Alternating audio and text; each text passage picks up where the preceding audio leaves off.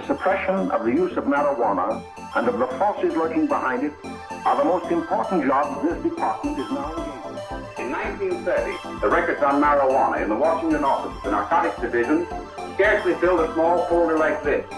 Today, they fill cabinets. Welcome, ladies and gentlemen, Coloradians and everyone that's smart enough to listen from the outside. One of the most amazing plants we've ever discovered. The pot party, the trippers, the grasshoppers, the hip ones, all gathered in secrecy and flying high as a kite. Welcome back, ladies and gentlemen, to another week of Stoned Appetit with your host, as always. It's me, Kip, and to my left, I got CB. Per always, I want to see how you're doing. How you doing, Big Bear? I mean, holy shit, dude. It's sunny. It's warm. You can go outside, and you can start to go outside in the morning without having to put on that extra layer that you have to move off. I think we may have one more instance of, like, cold snap, and then we're pushing into summer. That's such a transplant thing for you to say. We always get one snow in the first week of May, last week of April, so don't be so quick to put away your puffy coats, especially because it's last weekend. Not really, but kind of skiing from Aspen down to Winter Park and across the Front Range and along the front 70 corridor and beyond. It is closing weekend for a lot of our friends in the mountains. Yes, that means that your last chance to pay over the necessary price for a cocktail at most every other location in this country or in the state. But before we dive into last weekend, closing weekend, it's not really closing weekend. I'm pretty sure most mountains have announced they'll stay open a little late because of the great snow. But we've got a doozy of an episode for you this Tuesday to recap what the best things we ate were last week. I've got two great ones, Chris, that we're really going to have it's a circle jerk when it comes to the conversation. We'll talk a little gang violence here in the community, from fights breaking out at bars due to who knows what, mayoral runoff, thanks to Chris's bad luck and him not voting. And then we will talk about that Westward Award that everyone keeps sending us DMs and text messages about. And then before we get out of here today, we're going to talk about things that are worth catching this week, both in Denver and chlamydia down in Louisiana. We're going to do a double dipper Cajun style, but without that, we can't get started for this episode without giving a shout out to our sponsors. Chris, I'll do the first, you do the second. The first one's our friends over at Ritual. Ritual, Colorado, if y'all don't know, is probably the best family-run operation that you can buy your rigs, your pieces, your pipes, your bongs from. Their website is www.ritual-co.com. They're based out of here in the Denver, Colorado area. They opened up their shop digitally first because they wanted to make sure that they could clear overheads without having to pass the extra cost of a brick and mortar along to their end consumer. And it seems that the community has shown up for them. So in May, they will be opening their first brick and mortar just down the street from our studio in Edgewater, Colorado. But if y'all don't know, they've got everything from the basic pipes and bongs to dry vapes for our flower fanatics out there, dab rigs, all the bells and whistles and fun little tools and utensils that you could possibly ever want for your at-home smoking station. If you need something for when you travel on the road, a little inconspicuous, no matter how you get your product or where you may get it from, Ritual Colorado has a product for you. You can check out their whole offerings again at their website, ritual-co.com, or you can check out their social media to hear more about like the 420 specials they have, 15 to 20% off the whole store. You can see that whole gamut over on their social media, Ritual, RITUAL _Colorado. That's Ritual Colorado. We appreciate y'all sponsorship. Chris, what do you think? How'd I do? Great. All right, let's see what you got. All right, you know what season we're entering? And I'm not talking about baseball. I know. I'm talking about grilling season. Yeah. And what better way to host a backyard barbecue or grill without having any booze? You're exactly right. Smoke and booze. They go together like peas and carrots, like your brother Forrest used to say. And if you're going to have booze, you might as well get it from Breckenridge Distillery. Not only do they have bourbons, they've got vodkas. I think they've got rums now. So, I mean, and it's all at a good price. Too. It's all at a good price point, and you can find it practically anywhere in the state. So next time you're having that backyard barbecue sesh, whip up a batch cocktail or something and use Breckenridge Distillery. And if you're feeling fancy or froggy, nightcaps, they have that espresso martine vodka that you can really do the nightcap with. It's a great way to get your knob slopped, Chris. It's, finish it off by making a nice espresso martini before hitting the hay. It's a great little nightcap, as they call it. So I definitely recommend the whole product line from our friends over at Breck Distillery, made here in the state. They always support our local, including on closing weekends and on National Apri Day. But check out Breckenridge Distilled products. You can find them, like Chris said, across the state. Whew, we did really good. We're getting really good at this ad reading thing. 5 years in. Booze, grilling, it goes hand in hand. Booze and weed, we're pretty good at selling those two things, and occasionally we're pretty good about food as well, which brings us to our next topic of discussion, Chris. It's the same thing we start every Tuesday episode off with is, what got your dick hard? What was the best thing you ate last week? Tell us about your weekend out and about. Last week we were fortunate enough to have a get-together with our friend Molly at Westward. And so we checked out Pizzeria Leopold, and an added benefit, I had never been to Pizzeria Leopold. I thought the pizza pie was delicious, but the added benefit was the wings. Yeah, the teams from Dribblin LLC, you can find them under the same name on social media, as well as Lost Sauces, which you probably have seen around smaller boutique grocery stores and barbecue shops. They make unbelievable sauces. It's really good. Not only for chicken wings, right? But holy fuck, they did it right. Dude, yeah, they were good, but that sauce is magical, and I could see that playing on a home noodle stir fry. Yeah, or like sex. Yeah. It's that good. Use it for lube, If you're going backside, you don't want, or you don't want to taste the flavor of nickels and pennies, throw in a little hot sauce from our friends over at Lost Sauces. I forgot completely about that, and that was our episode on Thursday. Molly was a great sport. She answered some questions that we were probably threw a couple layups in there just because we were still riding high. But she answered the questions we all want to know about, which is, how the fuck do they come up with these random topics? And it's a great way to show an ode to the restaurants you respect and love throughout the year of trying and tasting, even if they don't fit that basic mold. And I feel like the restaurant we ate in that exact moment was exactly that. Pizzeria Leopold has fucking delicious pizza. Yeah. But those wings that you oftentimes would not necessarily think about because it's based out of a sauce company. And so it makes you want to seek out Dribblin and Lost Sauces. That was a good call. Yeah, those were super tasty. And the one thing I liked about talking about the Westward Best of Us with Molly is the fact that she's your boss. It includes reader's choice and editor's choices. So you get a little mix of both, what people out in the community really want and then what the editors who are involved in the food scene regularly kind of like. Yeah, I think that's a great point. Having the option of reader's choice plus those unique topics, like she mentioned, the cart driver fucking around with little silverware. Yeah. And things of that nature, plus the true ones are all staples in what have made Best of Westward or Best of Denver from Westward what it is over the last 20, 30 fucking years. Yeah, I think she said I think it's been happening since the 80s. Yeah, you know what else has been happening since the 80s? We'll just leave it at that. What's it called? I know where you were headed. Yeah, thank you. Day after Easter. It's a good one. But no, you're exactly right. It's steeped in tradition and having these fun and whimsical kind of topics while also giving an ode to the best in town. Obviously, there's some that we would disagree with, but we obviously agree with some of them, like Best Influencer. How could you get that fucking wrong?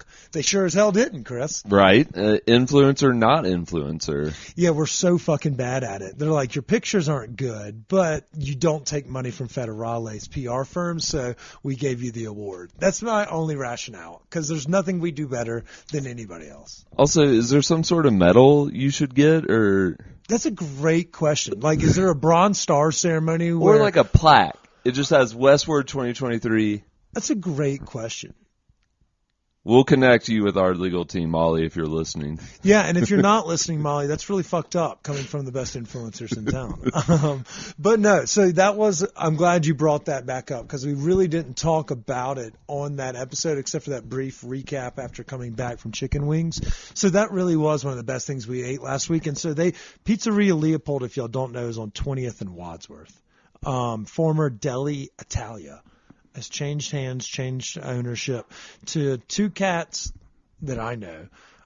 There may be fucking more cats. It's a classic stray situation. Yeah. There could be 22 of them.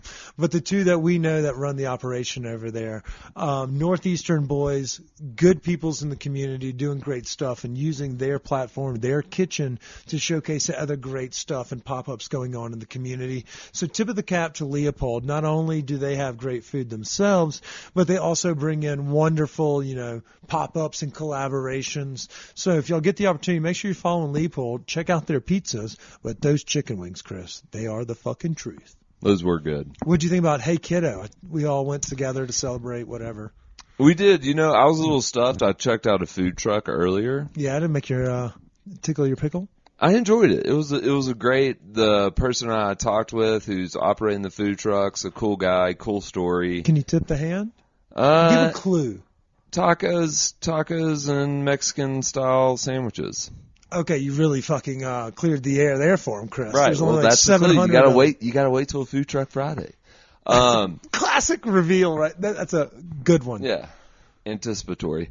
So the Hey Kiddo, dude, the back bar is a vibe. So that's the main thing I want to stress is like I will definitely return to go have a cocktail in that back bar area. But as far as the food goes, my favorite dish was the chicken liver pate. That was good on the Texas toast. That was really damn good. The broken rice or shaken rice, as they call it, that was interesting, and I thought that was tasty as well. Everything was tasty, but those were the two standouts for me. Yeah, I mean, we've spoken about, the cool shit that team over at Kelly and them do with how they kind of channel using proper seasonings or proper ingredients and things of that nature. I'm scared to go eat the entrees because every single one of them is like $60 fucking. Like if the whole chicken is $50, it scares me. But for a happy hour or for a late night spot, I think it's perfect. It's First Friday. The weather was piping. It was the first Friday of its true return. Tennyson really shows out Berkeley Untapped. Is that what it is? Berkeley on Tap. I think that's what it's called, right there next to the park. They always have music going and the vibe, and then we ended up hitting up the Crow's Nest South Broadway Country Club's upstairs bar that's a little bit more refined, a little fun getaway. But at the same time, if you want to dip in for a happy hour or, dip in for a late night snack, it's a great spot. But I'm gun shy. If I can spend $200 at happy hour, I'm scared of what's going to happen at a dinner. That Crow's Nest is a great spot to grab a cocktail on a nice day. You've got a prime location there. You can overlook kind of like the main drag of Tennyson. But yeah, Hey Kiddo, like, I don't know. I could go back and get dinner, and I understand when you think about it, a whole fried chicken at $50 is expensive. But the more and more I thought about it, anytime you go out and get like a whole chicken, it's going to be between $40 and $50 at nicer restaurants. So it's really not that far out of hand. But to be honest, like, just my personal preference, I wasn't the biggest fan of the fried chicken. Really? I mean, I thought the chicken liver mousse was fantastic with the little crunchies that tasted like a Cheeto. I'm a big that fan was of fucking delicious. Or, caviar or whatever. Trout roe, I think is what they called it. But I thought the gravy combo with the fried chicken was fun. I enjoy it. I enjoy that saltiness. I guess could be a sweeter batter. I thought it was pretty good. Yeah, I don't know. like I said, those two other dishes I really enjoyed. The fried chicken to me, and, you know, I'd love to go back and try it again at a later date. But I felt it was just kind of like, you know, like a sweet and sour chicken dish. I mean, like, I didn't were think there it. for fucking happy hour. Yeah. It wasn't like we were like going like it was the whole. No, bird. I just thought like I don't know. I'll give it another shot. I'll tell you that you would? much. You'd bang it again? Yeah, I'll try it just to see if it's just not for me or if it's good. Like whatever. There needs to be more becoming... casual spots you can swing into. Because I couldn't agree. We have Lucy's, we have Post Oak, and we have that shitty Mexican spot. Otherwise, I mean, Local 46 was a staple for you don't have to spend a lot to have a lot of fun. And we've just kind of lost that on Tennyson. Even Post Oak can get... Fuck yeah, chicken wings ain't cheap over there. And I mean, there's no barbecue that's cheap in Colorado. Yeah. But... I mean, I meant more like less refined. Right. You're probably still going to spend Hops the same and fucking money. Yeah. Hops and pie is probably your only option. And Javier's Diner. Shout out to Javier. And I guess you can always snag a burger at Fat Sully's. The Fat Sully's Burger, shout out to Best of Denver. But Lucy's is just right down the way as well. That doesn't suck. So there's still a couple of those tranquil dives, and then obviously the bar at the end of the street. But at the same time, when it comes to food and, you know, like whatever's open after 9 p.m., it's going to be but that's what that whole neighborhood is now. I mean, look at the fucking Sloan's Lake beach houses, Chris. They're going for $3 million. They're just playing to their audience, which is Keiths and Karens. With a lot of money. So do you, what's going in, to that spot by Call to Arms that's like connected? There's a new Mexican spot that just opened up in there. Now, I haven't eaten there, but I thought you were about to ask about that green building next to the park, and it sounds like that's going to turn into like a little fourplex, not necessarily like a food like an hall. Entertainment type. Yeah, it's going to have a little bit of mix and match, like maybe a children's little boutique. I've heard there's going to be I'm not going to say a European-style dining opportunity in there. I spoke with a couple other proprietors on the street. But that little green building, you know, that's a clusterfuck eyesore. They're going to put like a 4 or 5 different unit. I think I heard rumors around like $10,000, $20,000 a month rent. Fun. So it's not going to be mom and pops or local entities going into anything on there. It's going to be high-end, upscale. If you're buying $1,600 strollers and pushing your help is pushing them to the park, you would shop here. That's what that neighborhood has become. It's no longer like you can walk the street. Like I think I spent $400 on fucking happy hour. In 10 years, we'll be shopping there? No, I sincerely doubt it, Chris. In 10 years, if we're still alive, avoiding gun violence in America, I would like to be looking on a way out to find our second home in another country. So shocking we have more gun violence in our community, yeah. Yeah, Chris, fun. I'm glad you brought that up. We send our thoughts and prayers to the officer-involved shooting that happened at a baseball and soccer field this week, as we're recording this like 6 fucking hours ago. There was shootings across Denver all weekend long. Obviously, warm weather. It's always been called the Chicago model, but realistically, it should just be called the American model. When warm weather comes out, as does everybody. And oftentimes that includes drinking and then, you know, actions without thinking. And while that may have happened over the weekend, today's, I'm not sure if alcohol was related, but yeah, another shooting happened. Multiple over the weekend in Denver, but at the same time, we lost 6 in Louisville, Kentucky over the weekend as well. So it's just, you know, it's a really tough time to be here, an American trying to stick up for anything American. You know, we talk a lot about democracy. And by a lot, I mean we just shit on everybody that deserves it. And let's talk about our mayoral race of the city of Denver, Chris, before we go into what we should be excited about this week. Yeah, so it looks like, as I predicted, obviously, Kelly Bro, I think that's how you say your last name, Bro. What if it was Brow and you were just being mean? Well, I mean, I don't know. It's fucking rude. And Mike Johnson. And I think Mike Johnson gained a slightly higher percentage of the overall votes, but again, none of them reached 50, so there's a runoff. Yep, and so that's going to happen on, I think, June 4th or 6th or something like that. I can't remember exactly when. First week of June, first Tuesday maybe. We'll keep y'all a little bit more on that the week before. Like we said, we're not really big political folks. We hate everybody. They're all self-serving pricks. Were you surprised that it was just 2 white people that came out of the Denver race? Or has this city become so white, despite, being a melting pot, that, is there a surprise there? We talked a little bit about, folks like Leslie and others last week, but white dude, white woman, is that surprising? Or do we feel like everyone's voice is being heard? Or did they actually come to the table with legitimate plans that they deserve that recognition and to be the 2 or 3 top 2 in the runoff?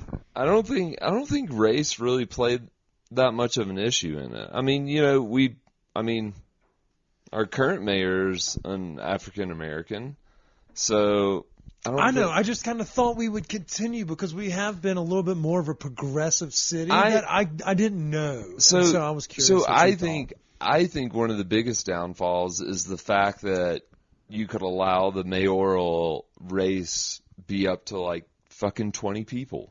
That doesn't make a whole lot of sense to me.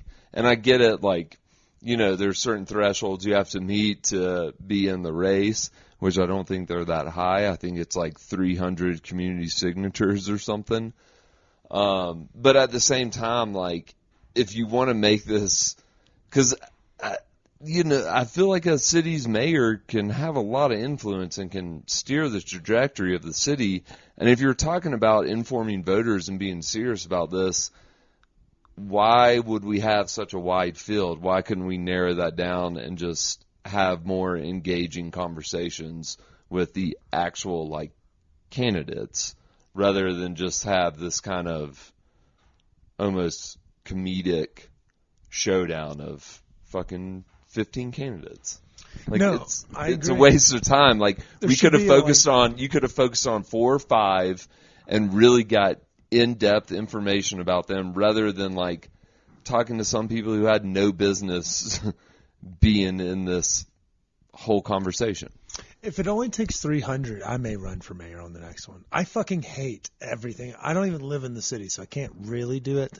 But if that's literally all it took, then by God, I just want to be on the ballot. Let me dance, coach. Let me dance. And I think what's the difference with these 2 candidates, and I'm not sure of everything, but Kelly she worked in Hickenlooper's office.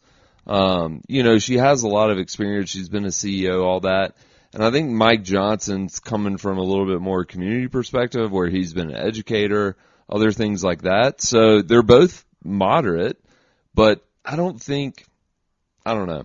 No, I mean, I don't have a full frame of reference, but I wasn't sure how the voter turnout was going to be, but those 2 were, neck and neck, 24, 23% or whatever. It ended up 26, 23 or whatever. So I just wasn't sure. I don't keep a too terribly close thumb on the pulse of the Denver political scene, but at the same time, it seems to be a little bit less chaotic than the Tennessee political scene. Yeah. Jesus. Okay, so before we dive into things of this week, recap. We talked about the best things you ate, best things I ate. I cooked a lamb leg for Easter. Shout out to me. I didn't fuck it up, but it could have been better. So we'll give it another whirl in the future. There's a spot you'll see as you're listening to this. You probably see it on our social media. There's a Mexican restaurant with great quesadilla off Mississippi Avenue in Federal, in the most unsuspecting strip joint. Great little spot. Part Guatemalan, part Mexican food. Delicious foods. Great snacking. You'll see that on our social media post. Also, shout out to Recess, because Happy Camper closed due to violence on Sundays. Recess is now taking that. So be wary of when you're goofing off around Lohi on Sundays. It seems to be that there's a little bit more than the unnecessary violence going on. And then for those that are doing baseball this season, I can't tell you enough. Fucking avoid Blake Street. Anywhere between now that Blake Street Tavern's closed, rest in peace, good luck, Chris, Not you, the Yeah. Chris that owns it. 21st and 18th, like, or 19th, until you get to Dairy Block, Pony Up area, because that area is just littered with shitty fucking humans that looking for fights, looking for violence, and then when you add alcohol into that mix, so the summer of constant violence is about to pick up in Denver. So just whatever you can fucking do, avoid downtown. We can't I can't recommend it enough. Just avoid that area unless you fancy that kind of environment where folks are looking for fights, looking to be the top dog in the room. It's a bunch of fucking chads and douchebags and fuckers that hang out at those places. I can't speak ill enough about them. But again, we're a food podcast. So what I can say is don't go anywhere around there for fucking good food or unless you're looking for a fight. So be careful this year as baseball season is underway. I want y'all to be careful. Chris, it's now time in the last 5 to 10 minutes to dive into what are we most excited about this week. We have a surprise guest for y'all on Thursday. I'm not going to tell you who, but it's a doozy. And we'll talk about a little bit of the upcoming weekend calendar then, but we'll be mainly talking about the topics at hand. So, Chris, tell me a little bit about what are you most excited about this weekend. Spill the beans. Well, I almost forgot to mention this. During this week on the 12th, so that is tomorrow on Wednesday, it's Colorado Pint Day. Oh, fuck yeah. Yeah. Shout out to Lady Justice. Yeah, Lady Justice, there's a bunch of participating breweries in this, and it all goes, I believe, like most places when you go out, if you buy a pint, you get, kind of remembering pint glass, so to support the local Brewers Guild and all that good stuff. So I'm definitely going to hit up a brewery for that. Maybe go over to Odell at Sloan's Lake, just because the patio's kicking over there. They've got a nice patio. Speaking of patios, Chris, you mentioned earlier in the intro, as you do every episode, because the most educated people on the planet always talk about the weather. The warm weather's here. Golf season is back. Shout out to me, as the strongest human I know that's returned from torn tendon surgery such as this. True. My doctor even said that it's a miraculous recovery and that I'm probably the only one that's ever done what I'm doing. And that had nothing to do with the surgery. Let's talk patios. I posted something on Mile High Life yesterday that was talking about the best patios in Denver, and I probably didn't give enough variety or neighborhood advice. Give me 3 patios that get that wet your whistle here in the spring and summertime. All right, so one is, and I actually went there this past weekend. It's the Edgewater Beer Garden. Oh, good call. It's actually it's a fucking great spot, and it's getting. When I walk by there on a sunny day now, it is slammed. And they have tons of outdoor seating, like big patio, dog-friendly. It feels like Edgewater has turned into what Tennyson once was, of like the young professionals that don't want to fucking bust their nut at happy hour. Yeah, and I think that area in Edgewater is going to be blowing up. But it's at the corner, I want to say like 25th. Fuck, I don't know. But we're proud of you for trying. Yeah, exactly. I know it's off of 25th. I just can't remember the corner. Yeah, it's Sheridan and 25th, and just work your way west until you see Chris's drunk ass. Yes, exactly. But no, they've got food, booze, and beer. So that's one of my top spots, probably going to be one of my top spots this summer. I guess another patio, Zuni's, Zuni Street. Their outdoor patio hang is great. It's always packed. They've got picnic tables. They usually have a killer food truck. Yeah, I was schedule. over there the other day meeting with meeting with somebody or another, and great crew, dog friendly as can be.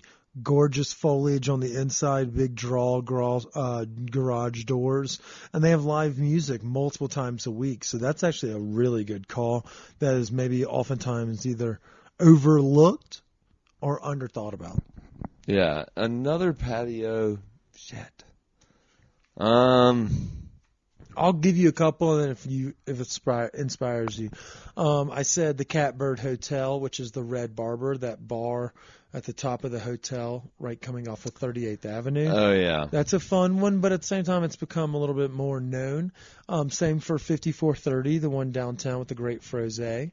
I also threw Improper City in there. It's another, and the key for a patio, while I admit that we don't have enough rooftop bars in a city that really prides himself on having a gorgeous scenery, we don't have enough. And I'm never going to say the X bar or X hotel or apartment complex because that place is just built like an Econo Lodge.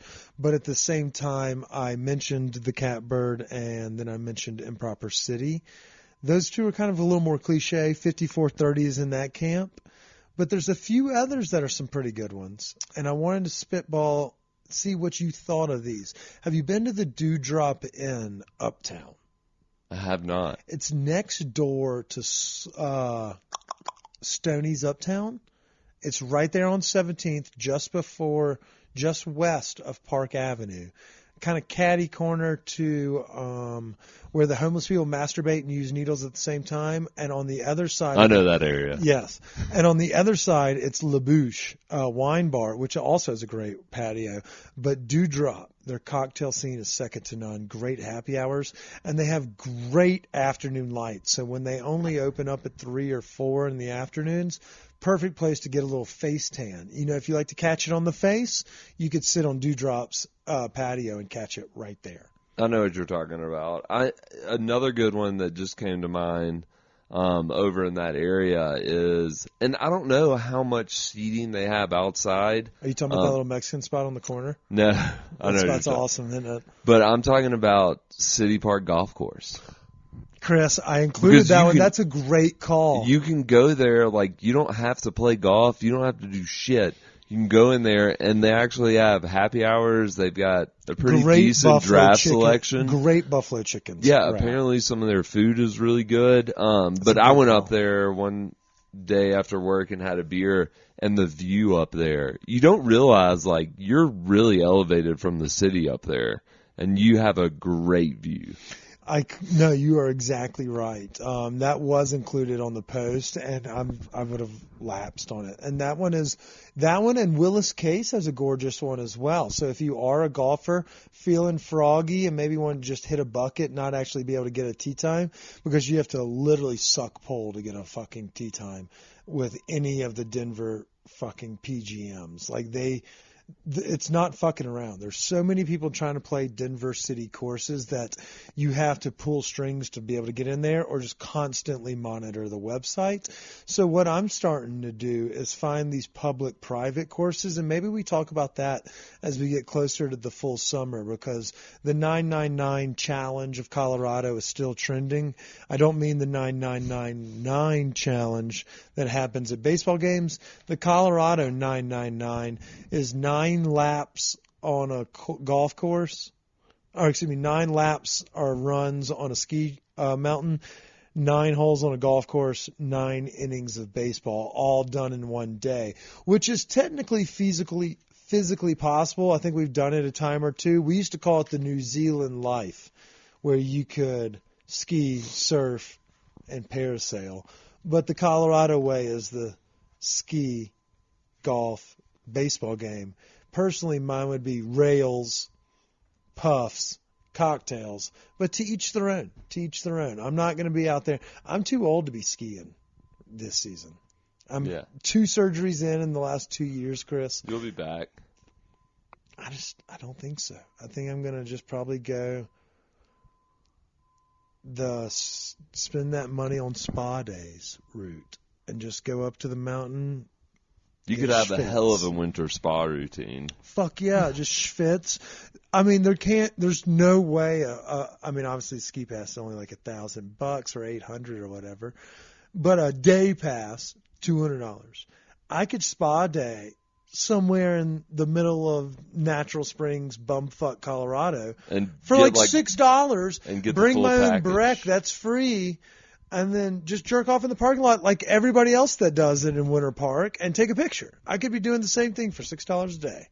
It's like ASPCA, but cheaper. And no Sarah McLachlan. Yeah. Well, Zane, can you cue that up? We've got to fucking get a new producer, or just hire Zane back. Let's just hire Zane. Zane, if you're listening to this, we love you dearly. We'd love to have you back. Just can't pay you a full salary. We can pay you like a part-time salary. Chris, do we have anything else? I'm headed to New Orleans. Yeah, New Orleans. Tell us about it. Yeah, I'm headed down there for a work thing. Not this work thing, different work thing. But I've got one reservation lined up for the night that I arrive at Mosquito Supper Club. So I'm super fucking stoked about that. And then the rest of the weekend, I'm going to go to some seminars and then skedaddle, get some food, come back to a couple seminars, and then skedaddle, get some booze and food. So the rest of the week is going to be more casual eateries, like just good old fashioned. Going to get a hell of a muffalata. Got to. I've missed those so bad. Po' boys obviously in the works. Yes, dog dirty. And I don't know. Who knows? Maybe I'll get some Popeyes and just go to Audubon Park. God damn it. Yes. Have you ever had Popeyes in Audubon Park? It is delicious. Chris, Just there's sitting just under very few things that beat it. And there used to be this thing, we've talked about it before, it's called the redneck wrap. And when I was living in New Orleans, you could get them for $1.